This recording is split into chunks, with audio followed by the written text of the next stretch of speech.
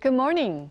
This year's December has been an extreme one, from record-breaking spring warmth to a rain advisory being issued in Gangwon-do for the first time in December, and a snowstorm on the same day. And heavy snow alerts remain in place in the east of Gangwon-do Province this morning. Mountainous regions could see 15 centimeters of more snowfall through tonight, while the rest of the country should see rain going away as the morning goes on.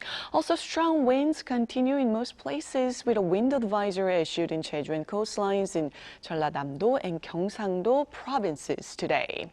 It's a chillier start to the day, and afternoon highs are 3 to 5 degrees lower this afternoon. Seoul topping out at 9 degrees, Daegu and Gwangju seeing highs of 12 degrees Celsius this afternoon. Also, the capital area can expect sunnier skies this afternoon. The warming trend continues through the end of the week, but rain will bring teeth-chattering temperatures to the country starting Sunday, going down to as low as minus 15 degrees next week. That's Korea for you, and here's a look at the international weather conditions.